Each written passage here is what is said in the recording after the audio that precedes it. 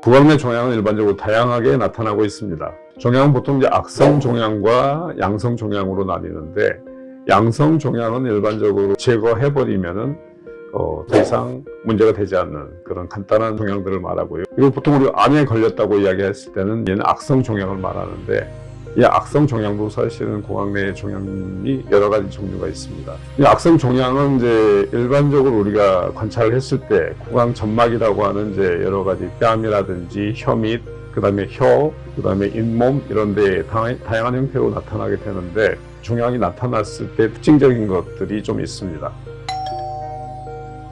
일반적으로 이제 종양 부위가 이제 염증이 생기면서 잘 낫지 않는 경우가 있어요. 한 3주 정도까지도 계속해서 염증이 낫지 않고 그 부위가 헐어 있거나 계속 피가 나거나, 이런 경우에는 주로 구강암을 의심해 봐야 됩니다.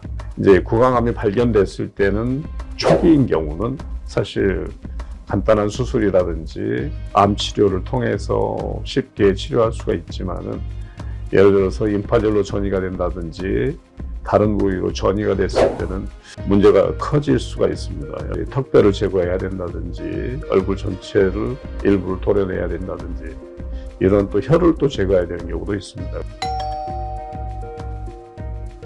또 한 가지는 이제 앞골이라고 이제 뼈에 생기는 암도 있는데, 이런 암들도 역시 육종이라고 해서 다른 몸에 생기는 뼈에 생기는 암하고 거의 비슷한 그런 암들이라고 보시면 됩니다. 그리고 또 혈액에 생기는 혈액암도 있습니다. 임파절이라든지 뭐 이런 데 생기는 암들도 있습니다. 그리고 또 이제 구강암에서 이제 특징적으로 한번 볼 수 있는 부분이 인유두종 바이러스라고 하는데, 주로 이제 자궁경부암을 유발하는 그런 바이러스 중에 하나입니다.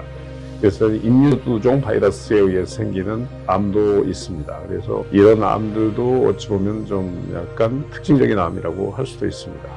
일반적으로 구강 내에는 이제 여러 가지 점막이 있고, 점막에서는 침샘들이 있기 때문에 침샘에서 발발하는 선종이라고 하는 그런 암들도 발발합니다. 그래서 이제 저희 병원 같은 경우도 이제 구강암이 발견된 분이 몇 분 계시는데, 그런 분들도 사실은 특징적으로 구강 점막 중에 일부가 잘 낫지 않아서 저희 병원에 내원을 했고, 특징적인 어떤 소견을 보여서 제가 대학병원으로 의뢰를 드렸고, 거기서 조직검사 결과 구강암인 경우가 있었습니다. 그래서 이런 경우는 사실은 초기에 발견을 해가지고 다 수술하고 깨끗하게 낫고, 또 어떤 분들은 이제 일부 조직을 제거를 했는데 이제 기능적인 부분이 많이 손상이 된 부분도 있습니다.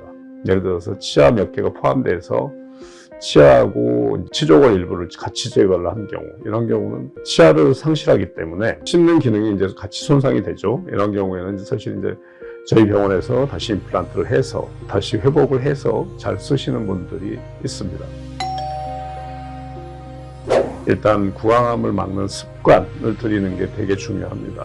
일반적으로 구강암을 막는 습관이라고 하면은 우리가 섭취하는 음식물이 다양한데, 우리가 섭취하는 음식물이 구강암을 호발한다고 하는 것을 피하는 게 좋습니다. 예를 들어서 너무 자극적인 음식물을 드신다든지, 너무 지나치게 짠 거, 너무 지나치게 매운 거, 이런 것을 좀 피하는 게 좋고요. 그리고 또 하나는 이제 흡연. 암을 직접적으로 발병시키진 않지만 암이 생기게 할 수 있는 요인을 만들어주는 그러한 작용을 하기 때문에 흡연은 상당히 구강암 발병에 일조를 한다고 할 수 있습니다.